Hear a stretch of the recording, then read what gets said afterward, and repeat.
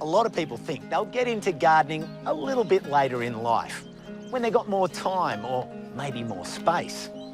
I reckon the sooner you get into gardening, the better. And today, I'm excited to be meeting Jude, who's been gardening since he was 12.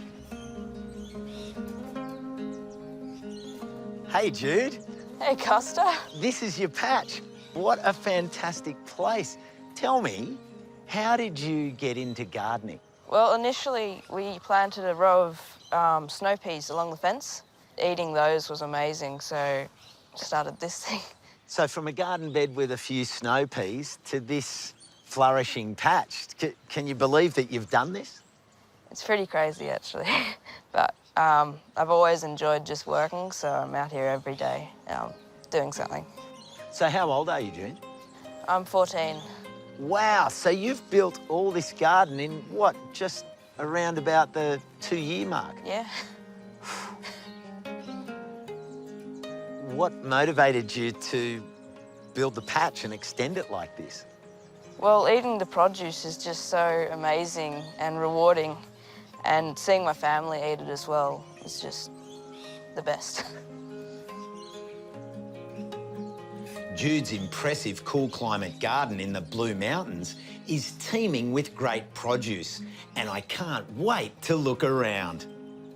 I'm loving what I'm seeing. Your silver beet is looking really healthy. Everything's going well. And these tomatoes, look at them. How long have they been in for? About 3-ish months. And how are you going with tomatoes in your climate up here? Have you had success? This year, definitely, because last year didn't really know what I was doing, so they kind of went everywhere and started overtaking every bed Just possible. flat on the ground. Yeah. And so this year you've strung them up, and Yeah, so as they keep on growing, I guess you kind of just add a new run every time and feed the tomatoes through. so basically just open it up, put the lead through, and let it hold there. Yeah. Yeah, it's really simple, Yeah. but it's it worked does well. a good job. Keeps it off the ground, so you're not getting any Disease. disease off the soil, and they're producing plenty of flowers too. Yeah. Wow, well done. They look fantastic. This bed here looks like your salad servery. What have you got growing? We've got a bunch of different salad greens and stuff. So we've got sorrel, spinach, cos, endive. A couple of different lettuces, some Asian Yeah. greens as well there. Wow, fantastic. And are you letting these go to seed to collect? Yeah, they're amazing to collect because you get so many. You don't have to get any more for years, basically. Yeah, exactly. The amount. Nature Yeah. really does provide, doesn't it? Like you think, you want lettuce, I'll give you lettuce. What do you do with all these greens? I actually sell them at my mum's work with the excess stuff, so we eat as much as we can. And then anything excess really just goes to the shop. Did you ever think that you were going to be feeding the fam and making a little business too? Certainly did not. How impressive is Jude? He's gone from a complete beginner to sharing and selling his homegrown produce in just 18 months. Top of the class, Jude. How much time are you spending in the garden each day and each week? I spend as much time as I can in the garden. So after school, if I have like even just half an hour, just to refresh your mind. Even if I'm just walking around the garden, not doing anything, it just resets you. Would you say the garden is a lot of work? Yeah, the garden's definitely a lot of work because we've got such a big garden, but it's definitely worth it, and like the work is fun, so it's not so much a chore, it's more joy.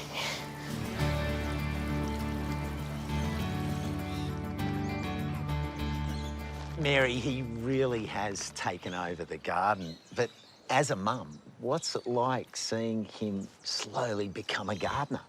I think as a whole person, it's given him drive and a real determination. And I actually think it's really helped him in the hard times in life as well. So he's taken up gardening essentially during our lockdown period. For someone who's just started high school and then had high school kind of taken away from him, if you like, the garden's given him a lot of peace and you know, something to focus on and something that's grown in front of him. We're really proud of him. He's a great young guy. He's really caring and thoughtful, and I think that all comes out in his gardening. Jude's certainly come a long way in a short time, but as we all know, you can't do it all on your own. Jude quickly got involved with like-minded green thumbs through a local group. Yeah, I've definitely met a lot of new people because of gardening, and a lot of them are gardeners. You might remember Manu from one of our previous stories. Once an avid home gardener, she turned her energy to creating Farm It Forward, turning unused land into farming space to build community and connection.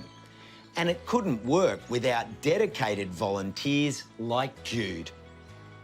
I'd broken my ankle about a year and a half ago, and I started binge watching Gardening Australia. Oh. And when I did that, I came across the Farm It Forward story and then begged Mum to let me go.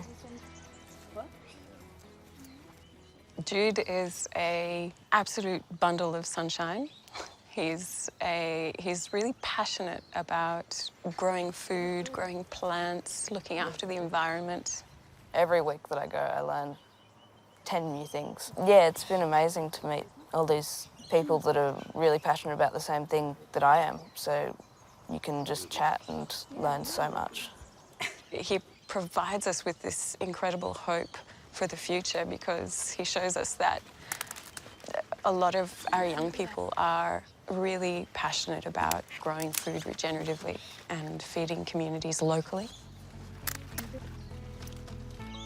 Would you say this is an addiction? I'm definitely addicted to gardening. Is there any cure? No. The good thing about gardening is it's never ending. You can always do one more thing. Just the constant learning in gardening is the best. I love it. What an inspiration Jude is. It's been a real treat meeting him, and I'm sure he'll be able to give me a few gardening lessons before too long.